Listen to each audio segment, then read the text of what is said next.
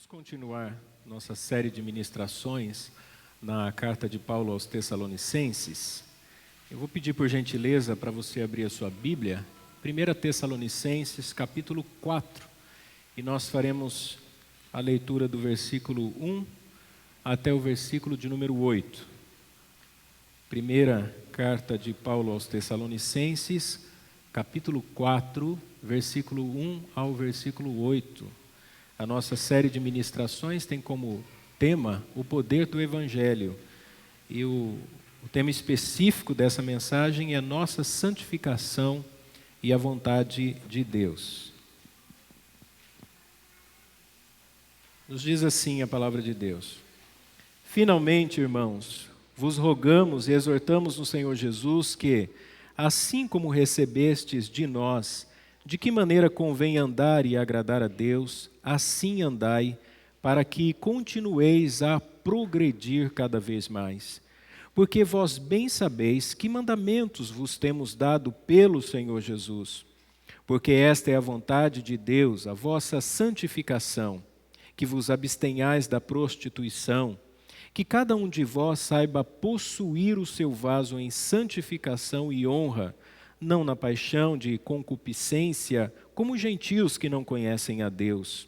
Ninguém oprima ou engane a seu irmão em negócio algum, porque o Senhor é vingador de todas estas coisas, como também antes vô-lo dissemos e testificamos. Porque não nos chamou Deus para a imundícia, mas para a santificação. Portanto, quem despreza isto, não despreza o homem, mas sim a Deus que nos deu também o seu Espírito Santo. Amém. Uma área da nossa vida que foi profundamente afetada pelo pecado é, sem dúvida alguma, a sexualidade. Talvez a área que foi mais afetada nesse sentido. A prova disso é que basta nós analisarmos o nosso comportamento e o comportamento da sociedade a que pertencemos, e nós vamos perceber que as atitudes, os comportamentos têm como pano de fundo o desvirtuamento do ideal de Deus, a tendência à imoralidade, à erotização, o apego a práticas que são reprovadas à luz da palavra de Deus. Não à toa, existe um apelo muito intenso ao que diz respeito à sexualidade, tanto na erotização das nossas crianças, quanto na pornografia, na venda do sexo, na proposta no próprio mercado. Os produtos são vendidos sob um tipo de propaganda que propõe a nudez. Eu já disse isso antes, né? Vai se vender pneu de carro e coloca a mulher pelada, vai vender cerveja e coloca a mulher pelada. Há um apelo constante a esse tipo de linguagem, a esse tipo de ideologia. As músicas estão cheias de pornografia, estão cheias de imagens e conteúdos que propõem exatamente o que Deus reprova.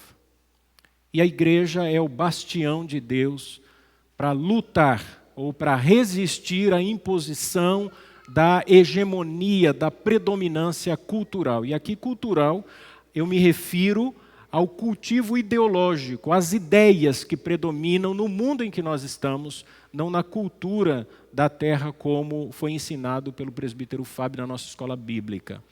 Nós estamos inseridos num contexto que vai na contramão do que nos ensina as Escrituras. E a igreja é a resistência a isso. No mundo em que o apóstolo Paulo escreveu essa carta, a ideia também de predominância cultural não era diferente da nossa. Eu sei que muitas pessoas se apegam ao fato de que nós estamos hoje com muita tecnologia, com informação muito rápida, as redes sociais, e dá-se a impressão de que hoje é mais imoral do que naquele período em que as pessoas não tinham acesso a isso. Mas a questão não é o acesso à tecnologia. O problema da imoralidade está enraizado na queda, no pecado. Por isso que eu disse que a área mais afetada, essa depravação, talvez esteja no que diz respeito à nossa própria identidade sexual. E o apóstolo Paulo sabe que o mundo greco-romano é um mundo que também propõe esse estilo de vida. Naquela época em que Paulo escreveu à igreja de Tessalônica, por exemplo, os homens tinham amantes. Homens casados cultivavam relacionamentos amorosos ilícitos e era visto como que uma prática comum na sociedade. As mulheres ricas, as mulheres abastadas, tinham seus esposos e tinham jovens amantes que lhes satisfaziam os apetites sexuais. Os senhores de escravos utilizavam suas servas, suas escravas, também para realizar as suas fantasias e os seus desejos sexuais. Então aquilo naquela época era muito comum. O estímulo à prática do homossexualismo também era muito comum e, aliás, não era resistência do mundo greco-romano, exceto os filósofos da linha estoica, que eram os filósofos mais rígidos no que diz respeito à moralidade, mas no demais era visto como algo normal e aceitável na sociedade. Então Paulo sabe que os irmãos que estão servindo a Deus naquela igreja, eles precisam primeiro se posicionar isso pessoalmente, intrinsecamente, conhecendo as Escrituras, tomar uma decisão de lutar contra o pecado e, segundo, ter a consciência de que eles estarão sujeitos à perseguição e à opressão de uma sociedade que não admite o padrão moral estabelecido pelas Escrituras. E nós vamos então, irmãos, ler nesses versículos aqui do capítulo 4, esses 8 versículos iniciais, quais são as lições que nós podemos tirar para nós, tendo como base o ensinamento do apóstolo Paulo. Qual deve ser a nossa posição em aceitar o confronto contra a imoralidade e caminharmos de maneira que nós nos santifiquemos e então cumpramos a vontade de Deus. Veja, do verso 1 ao verso 3, o que Paulo diz primeiro é a respeito da santificação, e ele começa dizendo que a santificação é a vontade de Deus. Está do verso 1 ao verso 3. Veja o verso 1. Finalmente, irmãos, vos rogamos e exortamos no Senhor Jesus. A função principal do pastor aqui é ensinar a vontade de Deus ao povo da aliança. O pastor não é chamado para outra coisa senão ensinar à igreja qual é a vontade de Deus revelada nas Escrituras. Por isso, o reformador João Calvino dizia que o púlpito é o trono de onde Deus governa o seu povo. E como é que o apóstolo Paulo faz isso? Ele faz em duas formas. Primeiro, rogando, suplicando, pedindo aos irmãos. Ele é insistente no ensino, ele é incisivo nas palavras, ele é objetivo naquilo que diz. Não é teórico, não é filosófico. Ele é claro e ele roga aos irmãos, mas ele faz isso também exortando a igreja. A exortação, a disciplina, faz parte da vida daqueles que temem a Deus. Aceitar a exortação, aceitar a palavra de Deus é um pressuposto que deve existir na vida de todo aquele que diz amar a Deus. Se eu digo que amo a Deus, mas não aceito sua disciplina, sua exortação, eu entro em contradição. E ele continua, que assim como recebestes de nós. Ou seja, ele já havia estado entre os irmãos, ele plantou aquela igreja, ele já havia ensinado a respeito da santificação. Os irmãos já sabiam que a vontade de Deus para a igreja local é que eles se santifiquem. E Paulo está reafirmando isso, está dizendo, assim como recebestes de nós, assim como eu já ensinei a vocês, assim como eu já roguei a vocês, assim como eu já exortei a vocês. De que maneira convém andar e agradar a Deus? Assim andai para que continueis a progredir cada vez mais.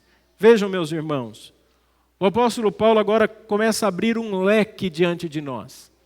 E nas suas palavras inspiradas por Deus, ele começa a mostrar, primeiro, vocês precisam entender a vontade de Deus. Como é que ele diz isso? Ele diz, de que maneira?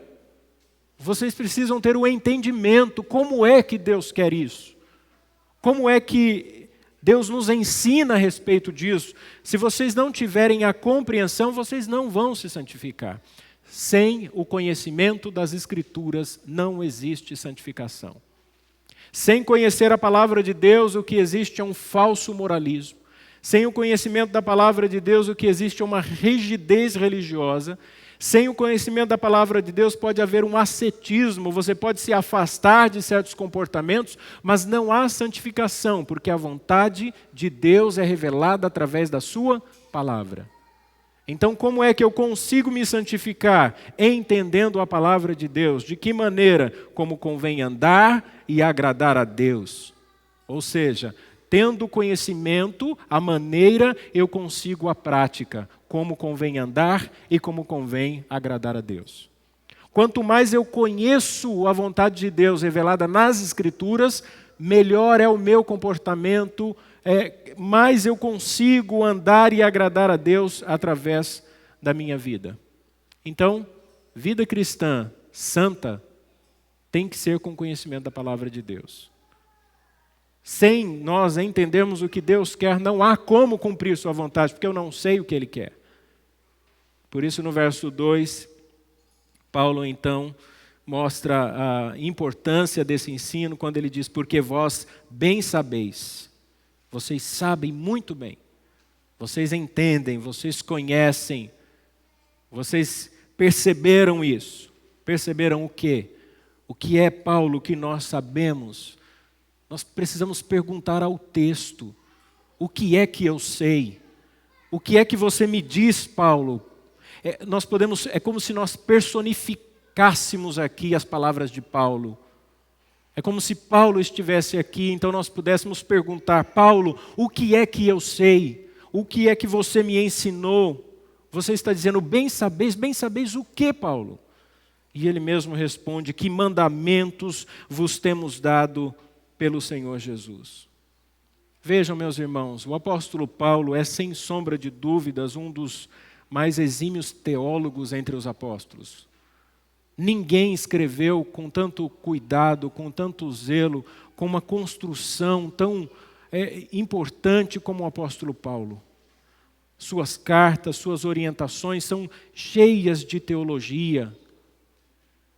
Paulo sempre constrói um assunto teológico a respeito de várias doutrinas, como por exemplo a santificação. Ele vai falar sobre a teologia do corpo, como nós vamos servir a Deus com os nossos membros. É, sem sombra de dúvidas, um dos homens que mais conhece teologia entre os apóstolos. É também um dos homens que mais tinha contato com a filosofia da época.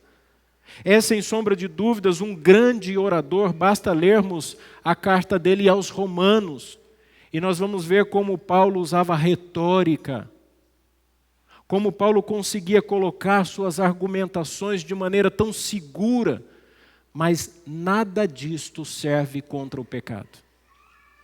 O que o apóstolo Paulo vai nos ensinar é que não basta apenas ser teórico, não basta ser filósofo, não basta ser teólogo, não basta ter um conhecimento apenas, mas é necessário que tenhamos testemunho, que vivamos aquilo que é nos ensinado pelas Escrituras.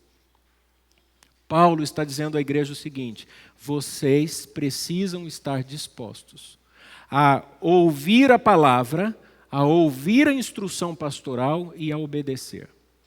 Se vocês não estiverem dispostos a isso, vocês não vão conseguir progredir na vida cristã. E é interessante que quando eu comecei a estudar esse contexto, eu lembrei do nosso regimento interno. O regimento interno da nossa igreja, no capítulo 3, artigo 73, parágrafo 4º, sobre deveres e direitos dos membros, diz o seguinte: ter interesse em instruir-se na palavra de Deus, habilitando-se para as atividades da igreja. Todos vocês que foram recebidos como membros da igreja têm que ter a consciência de que vocês são obrigados a se instruírem na palavra e a se habilitarem para o serviço da igreja. Irmãos, infelizmente, nós estamos vivendo uma crise de liderança. O conselho tem passado por um perrengue para encontrar pessoas que se instruam na palavra e que sejam habilitados para o serviço da igreja. Como tem sido difícil. Existem aqueles que querem, mas não são instruídos. E existem os que têm instrução, mas não são habilitados, não têm testemunho, não têm uma vida que possa ser o exemplo para a comunidade. Nós vivemos uma crise de liderança. Veja na sociedade, ou mesmo dentro do contexto religioso. As mulheres que deveriam ser exemplo para os seus filhos de piedade, de amor, de devoção, de zelo. Muitas mulheres se tornam péssimos exemplos. Não conseguem instruir seus filhos, muito menos as classes da igreja. Os homens não são exemplos para seus filhos de boa liderança, de boa conduta. Por isso a crise na liderança da igreja, porque não tem um coração disposto. Nós realizamos o workshop dia 16 de outubro e vejam, nós tínhamos 3 salas, junta diaconal, ministério de louvor e ministério infantil. Nós tínhamos 90 pessoas inscritas para treinamento de junta diaconal, nós tínhamos 104 pessoas inscritas para ministério de louvor e nós tínhamos 40 pessoas inscritas para ministério infantil. 40 mulheres. Cadê os homens? Ninguém quer ensinar. Os homens acham que a responsabilidade não é mais deles. Eles delegam às suas mulheres. E depois alguns questionam por que o ministério pastoral feminino tem crescido tanto. A resposta é porque os homens estão se omitindo ao seu papel. Por que o movimento feminista cresce tanto em nossa sociedade? Porque os homens estão abandonando o seu papel. As pessoas precisam ser engajadas naquilo que entendem nas Escrituras e começar a praticar. Sem prática, não há um espelho para a sociedade, muito menos para a igreja. Essa semana, eu recebi a ligação de uma senhora e ela disse o seguinte: pastor, o senhor não me conhece, mas eu conheço a igreja que o senhor pastoreia já há muitos anos, inclusive o pastor que antecedeu, conheci durante muitos anos. Eu nunca fui membro da igreja, mas sempre cultivei uma simpatia pela igreja e eu gosto demais dessa igreja. Não sei como, né? Gosta tanto que nunca vem no culto. Mas eu gosto demais dessa igreja e eu queria pedir ao Senhor que apresentasse a Deus o meu bebê. E eu disse, não. E eu disse para ela, apresentar uma criança na igreja não é uma cobertura espiritual.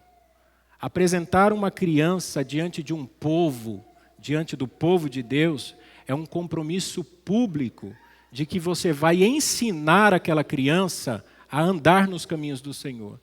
Como eu poderei apresentar o seu filho se nem você congrega? Não há ninguém da sua família. Quem vai assumir publicamente esse compromisso? E ela então entendeu e agradeceu. Nós precisamos tomar uma posição, irmãos. Nós vivemos uma época do politicamente correto. Todo mundo tem medo de falar o que pensa, tem medo de pregar o evangelho, porque senão vai ofender o outro. Os homens é que se arrependam dos seus pecados e que creiam em Cristo e que o aceitem como seu Salvador. Nós não temos que fazer política da boa vizinhança para ser agradável aos descrentes. Nós precisamos pregar a palavra de Deus.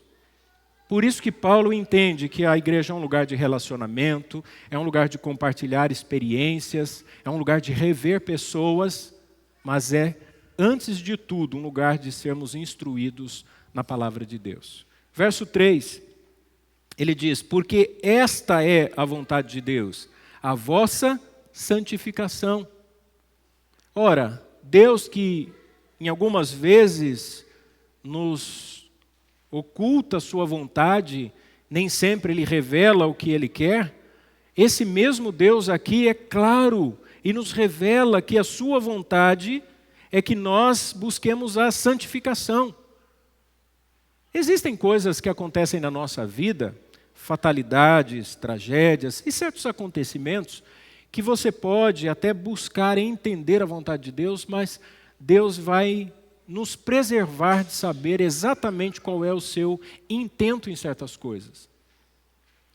E nós temos que aprender a confiar em sua providência, descansar na sua vontade, a aceitar aquilo que Ele estabeleceu em nossa vida. Mas existem outras áreas das quais Ele claramente revela a sua vontade. Ele a torna pública, conhecida de todos nós. E aqui Paulo diz que a vontade pública de Deus, declarada de Deus, é a nossa santificação. E a nossa santificação aqui diz respeito à nossa vontade. Nós temos que buscar nos santificar. E quando eu digo isso, eu digo como um ato voluntário. E quando eu digo voluntário, não é espontâneo. Muitas pessoas pensam que voluntário é espontâneo. Aí eu dei uma oferta voluntariamente porque eu senti vontade de dar. Aí eu ajudei alguém voluntariamente porque foi espontâneo. Espontaneidade não é voluntariedade.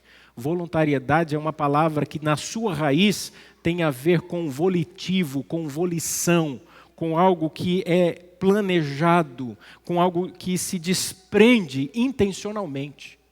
Quando Paulo diz para nós contribuirmos voluntariamente, não é assim, se um dia eu tiver vontade. Ele diz, vocês planejem as contribuições de vocês.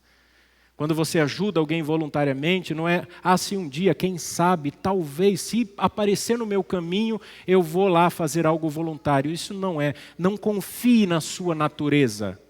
Seu coração nunca vai te levar a fazer aquilo que Deus quer que você faça. A sua vontade obedece à mente cativa ao Evangelho. Então você busca nas Escrituras a vontade revelada de Deus e submete a sua vontade, em subserviência, em trabalho, em serviço, a uma vontade maior. É uma decisão que você toma. Santificação não é espontâneo. Se eu seguir os desejos do meu coração, eu não me santifico. A santificação é difícil, é dolorosa, é disciplinada, é exigente, ela requer. É como cuidar da sua própria saúde. Se você comer tudo o que você gosta, você vai morrer rápido. Porque você gosta de comer gordura, gosta de tomar refrigerante, gosta de comer doce. Mas se você aprender a cuidar do seu corpo, do seu físico, da sua alimentação, você terá uma qualidade de vida. E se você faz isso com o seu corpo, faça isso com a sua vida espiritual. Se você tem disciplina com o seu físico, com a sua saúde, tenha com a sua vida espiritual. E Paulo diz, então se vocês querem saber qual a vontade do instrutor de vocês, o instrutor então a declara, se santifiquem. Essa é a vontade dele para nós. E agora, irmãos, Paulo vai falar sobre a santificação na área sexual. Veja o verso 3 ao verso 5. Que vos abstenhais da prostituição. Como no início da mensagem eu disse, o mundo greco-romano era um mundo em que o contexto da imoralidade, e a palavra que a Bíblia mais utiliza, a palavra grega é porneia, que é uma palavra genérica para todo tipo de prática imoral que tenha raiz na sexualidade. Aos casados, a porneia é o adultério. Aos solteiros, a porneia é a prostituição, a fornicação. Paulo diz assim, se abstenham disso. Não pratiquem esse tipo de coisa. Não vivam no adultério, não vivam na fornicação, mas busquem uma vida santa. A vontade de Deus é que vocês se abstenham, não aceitem isso. E é interessante que na nossa sociedade, como da época, hoje a nossa mente é alimentada o tempo todo exatamente com as coisas que Deus proíbe. Com as coisas que Deus não permite. E nós vamos laceando a nossa mente. E é interessante, eu estava fazendo uma análise sobre a mudança dos filmes e como eles têm levado as pessoas à aceitação, por exemplo, da prática homossexual. E lançou recentemente um filme da Cinderela, em que o Billy Porter, um ator, ele é o fado madrinho. E muitas pessoas se escandalizaram. Puxa, colocaram um homem fazendo o papel da fada madrinha. Um homem forte, negro, que deveria ser o símbolo da masculinidade, está lá como um homem afeminado. Agora, irmãos, boa parte desta mesma geração é a geração que aceitou e que se divertiu com o Jorge Lafon, que era a Vera Verão, que na Praça é Nossa gritava: epa, bicha não, eu sou quase um homem, né? Ou uma quase mulher.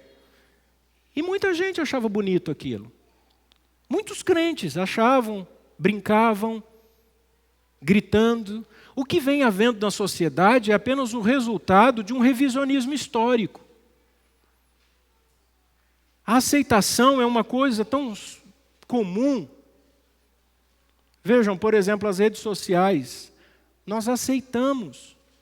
Estávamos conversando esses dias sobre o perigo do Facebook.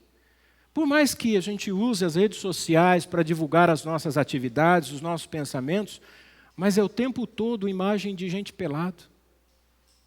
As mulheres que se exibem demais, homens que se expõem demais. E nós aceitamos aquilo como algo normal. As séries, as pessoas entram no mundo da série, vão assistindo um episódio atrás do outro, assistem às cenas de sexo, os casais transando, a pedofilia, e vão achando aquilo a coisa mais linda do mundo. E depois dizem: eu não sinto a presença do Espírito Santo. É claro que não, numa imundícia dessa. Se a vontade de Deus é a nossa santificação e eu quero o que é imoral, como eu vou sentir a vontade de Deus?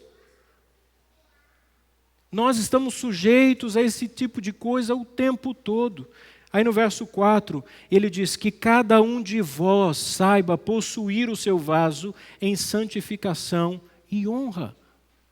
Essa palavra vaso é uma palavra de difícil tradução. Eu acho que a tradução NVI, Nova Versão Internacional, ela traz a alternativa de que talvez possa ser o cônjuge ou a própria pessoa, o corpo da própria pessoa.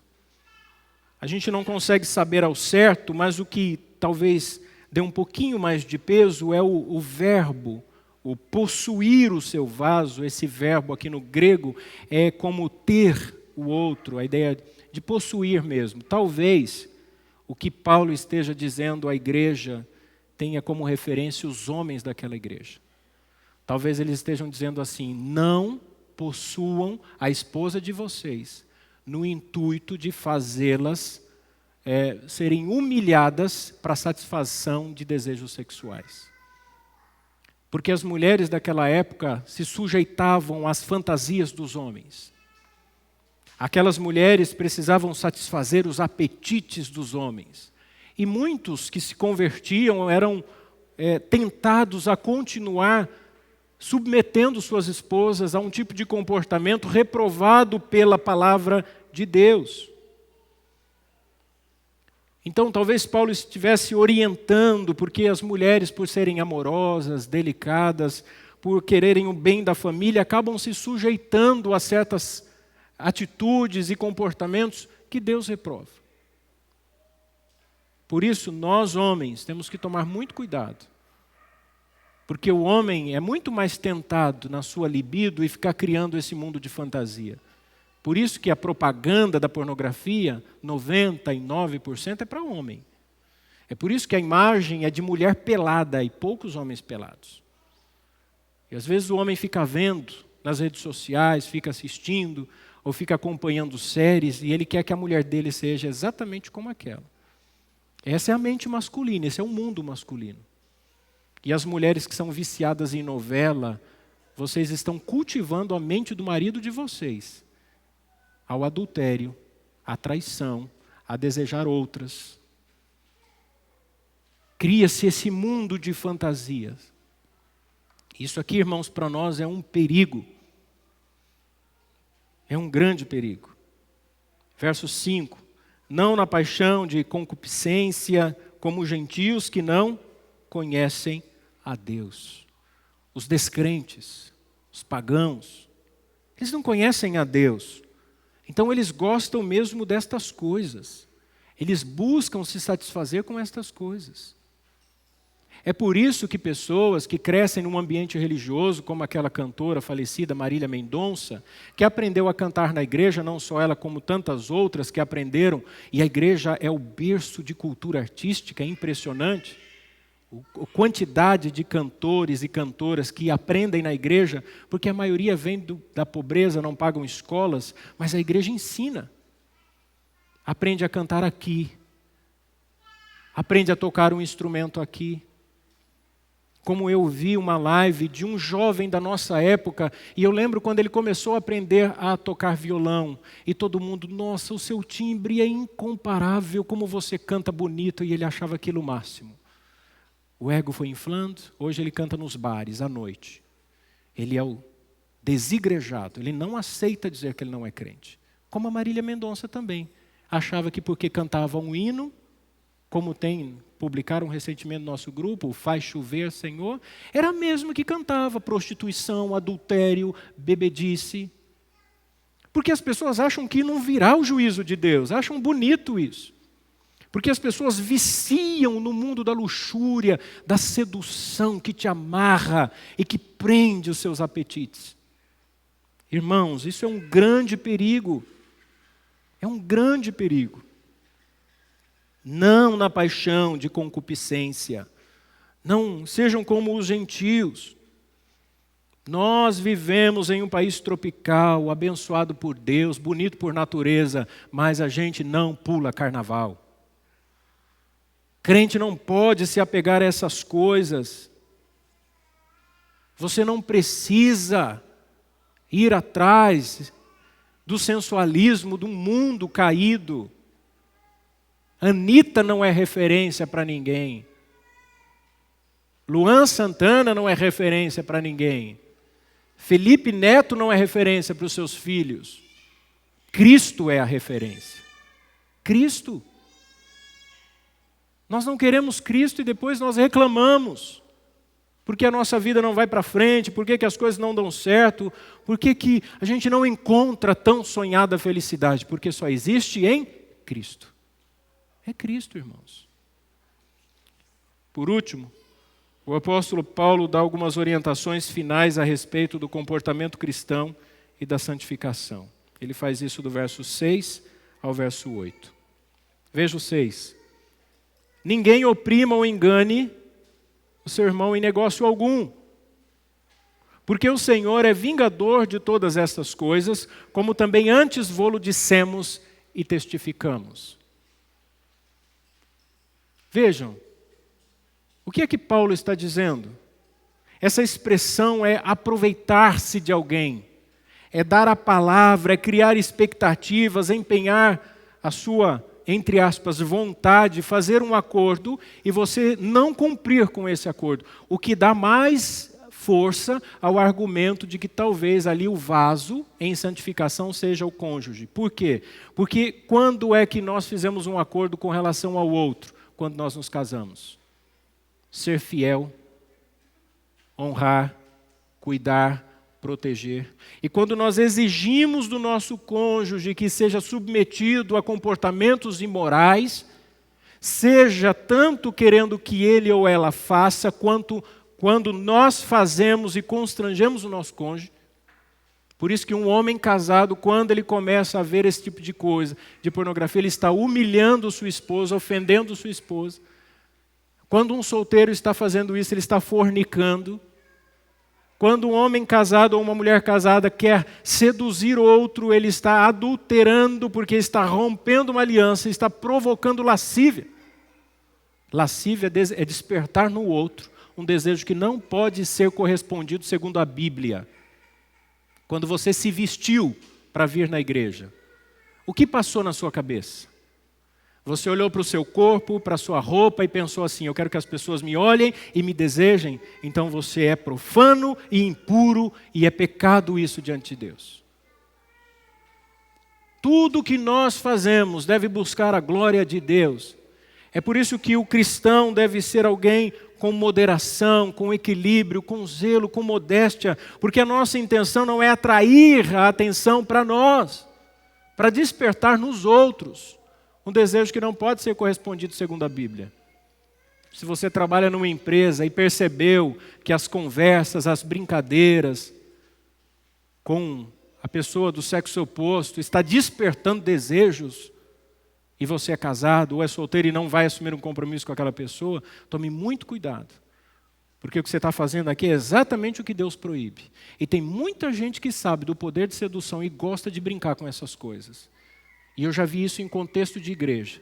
De mulher que sabe que está tentando seduzir marido de outra, ou irmão solteiro, e fica brincando com as emoções das pessoas.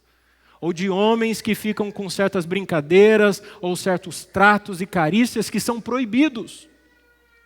Não só na igreja, mas na sociedade como um todo. Por isso, irmãos, que a gente vive um período tão difícil. Tão difícil. Eu fiquei tão feliz em saber que a nossa sobrinha que está nos Estados Unidos, ela vai casar. Ela começou a namorar há umas 2, 3 semanas atrás. O rapaz já pediu em noivado. E ela conversando com a Patrícia, ela disse assim, tia, aqui nos Estados Unidos é assim, os irmãos não tem que ficar namorando. Já conhece a pessoa. Porque para que serve o namoro? Muitas pessoas ficam assim, não, tem que namorar 3, 4, 5, 10 anos, porque vai conhecer, mas você não conhece a pessoa? Só se for para conhecer sexualmente, então. O namoro longo só serve para isso. Eu falo porque nós namoramos um tempo muito extenso e a gente sabe as tentações que sofreu. E nós comemoramos ontem 12 anos de casado. E eu levei a Patrícia num dos lugares mais românticos de Campinas. E eu disse para ela, Patrícia, eu agradeço a Deus pela sua vida, porque na fase do namoro, quando eu sabia do risco que corria, você segurou firme. E das vezes em que eu percebia o risco do seu lado, Deus me guardou. E eu não acredito até hoje. Porque homem sabe do que eu estou falando. Não adianta falar que você é um super-homem, que você, não, sua mente é pura. Mentira, mentira. Tem que guardar a mente, tem que cuidar do coração. Porque depois que o fogo acende, irmãos. E tem pai e mãe que acha bonito. Acha bonito. Eu já vi pessoas dizendo assim, minha filha, o meu filho, já namorou várias vezes. Eu prefiro que namore e termine do que case e separa. Você está ensinando seus filhos a divorciar. É isso que ele está aprendendo. Se pode namorar e terminar, então a hora que casar pode separar também. E não serve para outra coisa senão para expor ao perigo. Então é melhor conhecer cortejando. Gostou? Vai orando. A irmã Eloá já está noiva, tudo online. Pastor Tiago está lá no Paraná. Não tem risco. Quando ele veio visitar, foi na minha casa. É aqui, vai ficar aqui, né? Mas ela sabe do que eu estou dizendo. Sabe dos desafios que existem. Então nós precisamos tomar uma postura e não é fácil. Não é fácil. Paulo então diz, porque o Senhor é vingador de todas estas coisas. Meus irmãos, eu fico pensando aqui, às vezes a gente tem certas práticas, certas atitudes, porque a gente pensa assim, não, ninguém vai me culpar disso, ou ninguém vai exigir que eu mude nesse sentido. O pastor não sabe, minha esposa, meu marido não sabe, meu pai e minha mãe não sabem, e Paulo diz assim, mas o Senhor sabe, e o Senhor é vingador de todas estas coisas. O Senhor é quem vai levar a juízo todas estas coisas. Então o que Paulo está dizendo aqui é assim, Deus está colocando a mão na nossa consciência. Eu sou falho, assim como os irmãos são. Então Deus está colocando a mão na nossa consciência dizendo assim, melhora, faça o que é certo. E é interessante que as práticas envolvidas na perversão sexual são práticas que criam adicção, criam dependência. Existem várias práticas que tornam a pessoa um adicto. Um dependente mesmo, como um viciado em drogas. Inclusive as drogas ilícitas ou lícitas, como no caso dos psicotrópicos, são medicamentos que causam adicção, que causam dependência. A dopamina é um neurotransmissor responsável pelo bem-estar, pelo prazer. Quem não gosta de se sentir bem? Medicamentos controlados, tarja preta mais intensos, tarja vermelha, mas com 2 vias do receituário, são medicamentos que estimulam esse neurotransmissor, a dopamina. Quantas pessoas que estão em depressão tomam e a alegria volta porque sentem o bem-estar. Jogos de azar criam adicção, porque estimulam também a produção de dopamina. A pornografia, violentamente, e a pessoa cria uma dependência e estimula também, vai liberando o prazer e a pessoa busca sempre aquilo. Estava lendo um artigo falando sobre liberadores de dopamina. A heroína é um dos mais potentes. Em países ricos, a dependência da heroína é muito grande. Pessoas bem financeiramente têm dependência de drogas porque buscam esse tipo de prazer. Existem muitas coisas. As compras, por exemplo, os games, as séries. Nós entramos naquele mundo que proporciona prazer para nós. E quando a gente vai chegando no final, o diretor daquela série coloca uma forma que você quer saber o próximo episódio. Quem que nunca passou por isso? Eu nunca fui viciado em séries. Um dia eu assistindo uma entrevista com o reverendo Augustus Nicodemos, ele falou que assistia bastante séries. E eu fiquei pensando, puxa, o Nicodemos assiste? E o entrevistador sugeriu uma série chamada Breaking Bad, que é o caminho mau, é um jargão inglês, é seguir um caminho errado. Como era cristão, era uma conferência cristã, e eu decidi assistir. Irmãos, foi a pior coisa. Eu precisei assistir até o final. Porque aquela maldita série, todo episódio amarrava com o próximo. E o meu cérebro ficou viciado. A Patrícia sabe do que eu estou falando.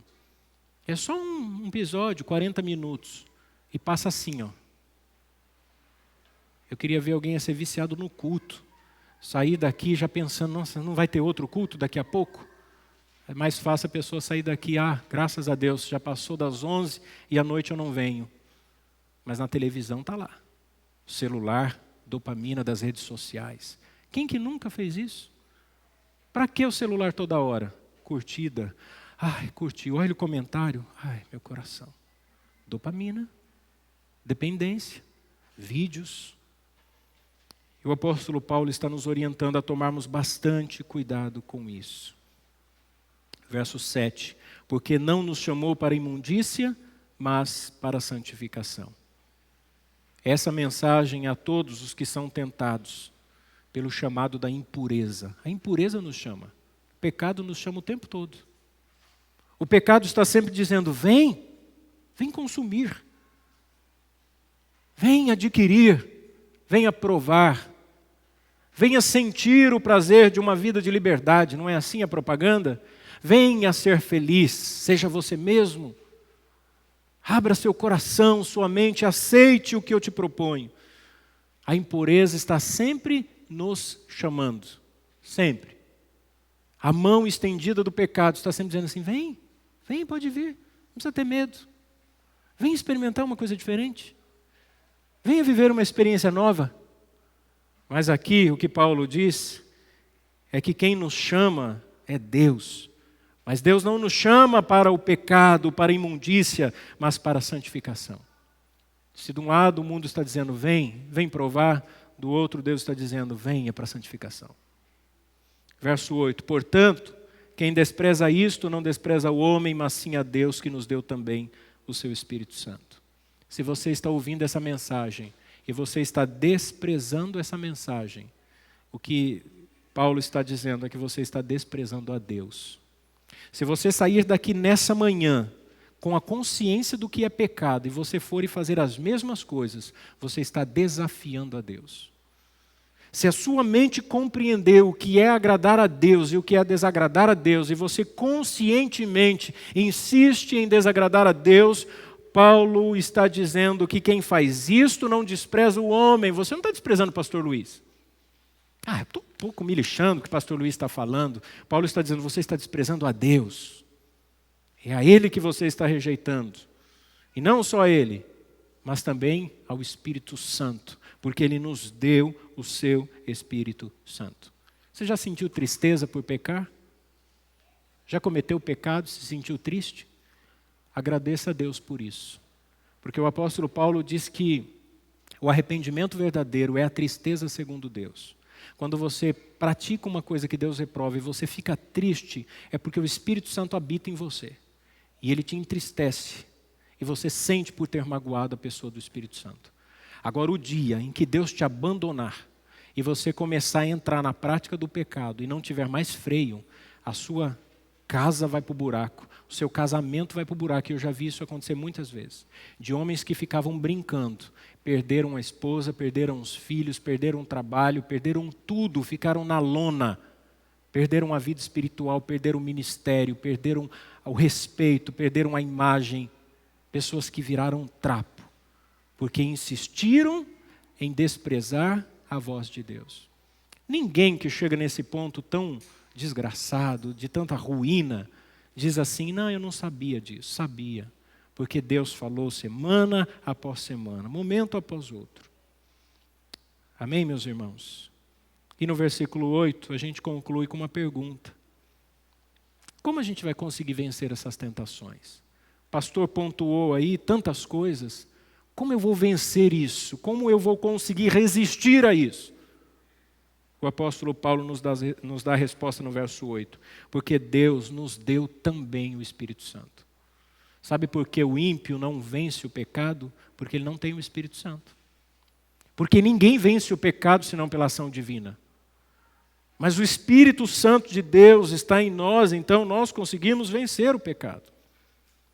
Não tem desculpa. Talvez você diga: não, mas é muito tentador, eu gosto demais, já são muitos anos que eu faço isso. Mas Deus te deu o Espírito Santo. Não, pastor, não tem ideia, mas a minha mente está tomada por essas coisas. Eu amo essas músicas, eu amo esse mundo artístico, eu amo a pornografia, eu amo fazer essas coisas erradas, eu gosto. Mas Deus te deu o Espírito Santo. Se você não tem o Espírito Santo, você não vence. Mas se nós temos o Espírito Santo, nós até pecamos. Eu não estou dizendo que aqui ninguém peca. Eu peco, você peca, nós pecamos. Mas nós sentimos tristeza e vergonha e confessamos e nos arrependemos. E abandonamos as práticas. Por mais que tenham sido elas permanentes durante algum tempo. Talvez você nessa manhã esteja dizendo assim: não, mas já fazem 2 anos que eu faço isso. Abandona hoje. Não tem problema. Não, pastor, mas fazem 10 anos. Ninguém sabe, só eu sei dessas minhas práticas ilícitas há 10, 15, 20 anos. Deus te deu o Espírito Santo e você está aqui hoje porque Ele não te abandonou. Porque Ele está colocando a mão na sua consciência e está dizendo: abandona hoje. Talvez seja hoje o último dia. Por que algumas pessoas fogem da igreja? Abandonam o culto. Não gostam de ouvir a pregação bíblica, se incomodam, arrumam desculpas e tudo é desculpa. A casa, o trabalho, a família, o entretenimento, a falta de dinheiro, porque não quer abandonar o pecado.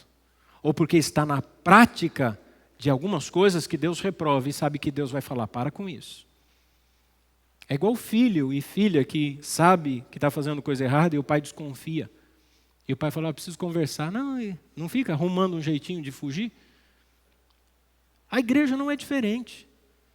Por que vocês acham que geralmente pessoas que decidem abandonar o convívio da igreja para ficar praticando certas coisas imorais, elas ou atacam a comunidade falando: esses irmãos também, eu conheço fulano, conheço ciclano, que está tudo fazendo coisas erradas, ou quando não, ignoram você. Quantos? Que você vê o irmão no mercado, na praça, no trabalho, e você vai cumprimentar, ele vira a cara. Por quê? Porque não quer ser repreendido. Porque não quer que você aponte os erros. Porque a gente que despreza, não ao homem, mas despreza a Deus. Tem muita gente fazendo isso. Tem muita gente nas igrejas ouvindo a palavra, mas não há conversão.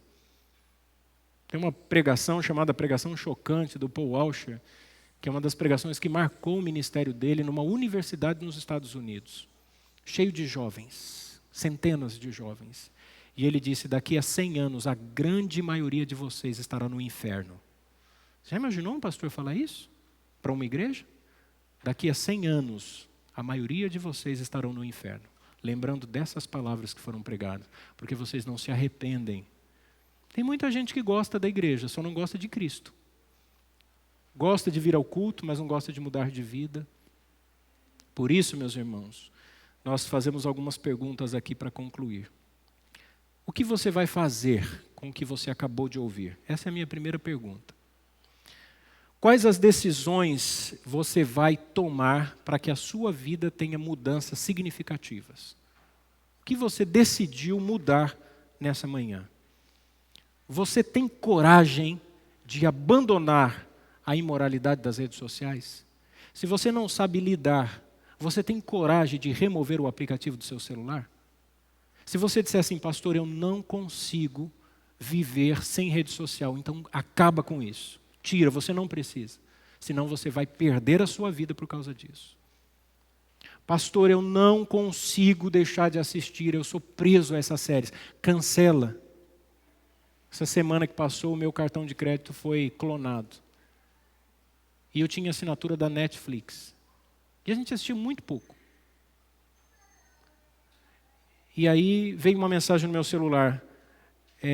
Atividade estranha.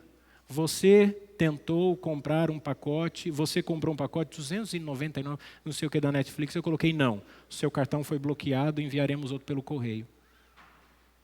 A pessoa entrou na minha conta, mudou o e-mail, mudou a senha, fez um novo cadastro com o meu cartão para assistir na casa dela. E a Patrícia abriu lá a caixa de e-mail e falou, olha Luiz, a cada minuto ia fazendo uma atividade. Aí a Netflix cancelou. Eu entendi que é como Deus dizendo assim, não precisa disso. Acabou. Estou dizendo que você precisa cancelar a sua Netflix. Mas se você não consegue lidar com ela, cancela então. Não consegue lidar com a Amazon? Cancela. Eu não consigo, eu sou viciado, eu assisto o tempo todo. Então tira a televisão. É o tempo todo nas redes sociais, no celular. Tira o Facebook do seu celular e deixa no computador. Aí você vê a sua rede social quando você chegar na sua casa, depois do trabalho. É impressionante, você entra num comércio, quantas vezes você fica no balcão esperando o atendente está assim, ó. Pois não. As pessoas estão viciadas no mundo virtual.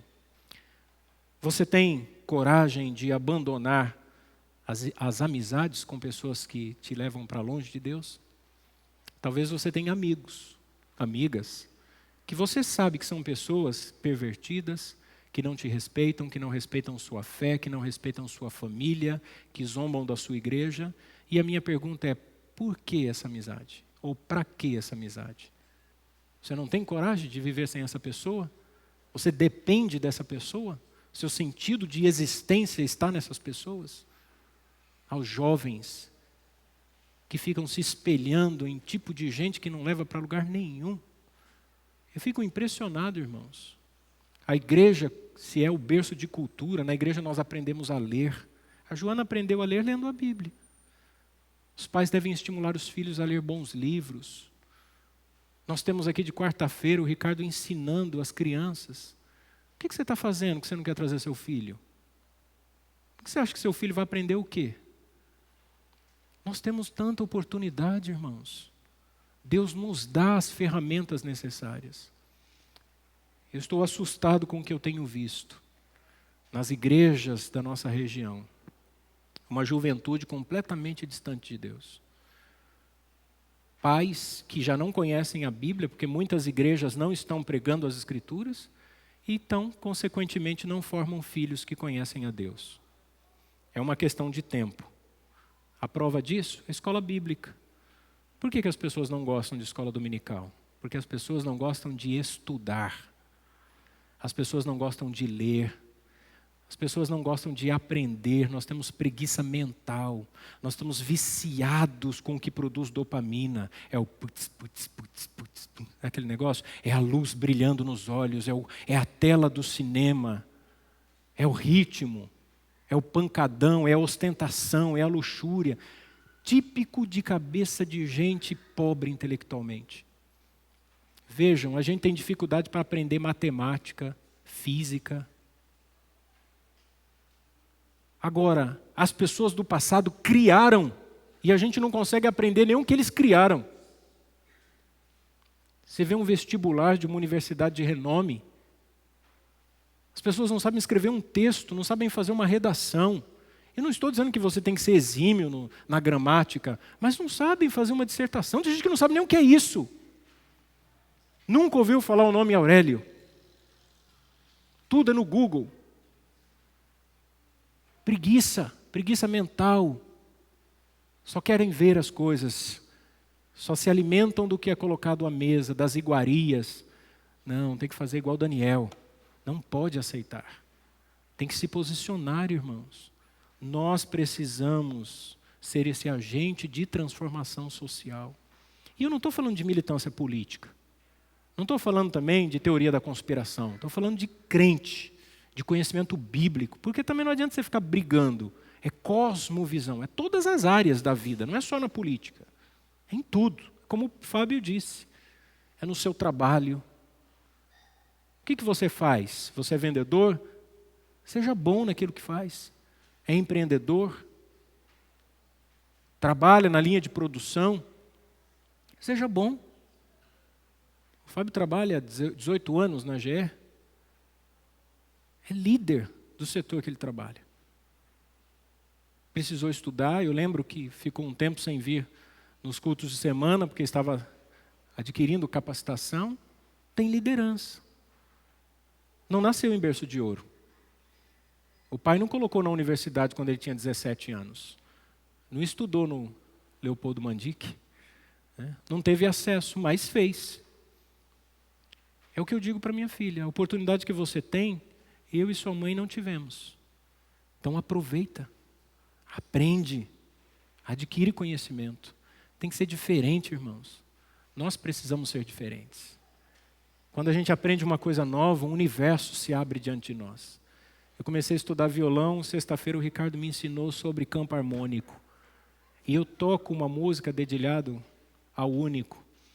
E ele me ensinou a como encontrar os acordes dentro do campo harmônico com algumas variações.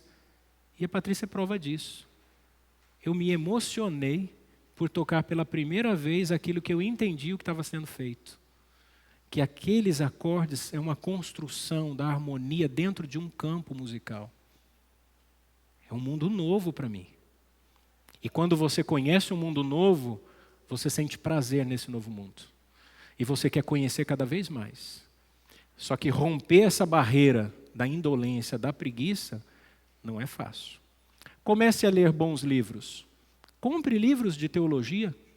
Não precisa ter formação superior para ler. Pode pedir indicação e eu te dou. Te dou até de presente, se for o caso. E leia 5 páginas por dia. Mesmo sem entender, mesmo sem conseguir, não, mas eu vou ler. É a pílula de cada dia, 5 páginas. Depois de uma semana ou 2, você vai ler 5 páginas de manhã e 5 páginas à noite. Depois você lê 5 de manhã, 5 à tarde e 5 à noite. Você não gasta 10 minutos. E você lê um livro de 150 páginas em 10 dias. E você lê 3 livros por mês. E você lê 36 livros no ano. Uma meta extremamente acima do padrão brasileiro. Mas não lê. Aí a gente reclama dos políticos, reclama da escola, reclama da empresa, mas e nós? A gente também não faz nada. Nós também não somos relevantes. Você vai ter coragem de praticar certas coisas no seu casamento? Você vai namorar para casar ou vai ficar brincando com o pecado? Você vai decidir pela santificação ou vai continuar na imoralidade? Como disse Lutero na dieta de Worms, que Deus nos ajude. Amém, meus irmãos?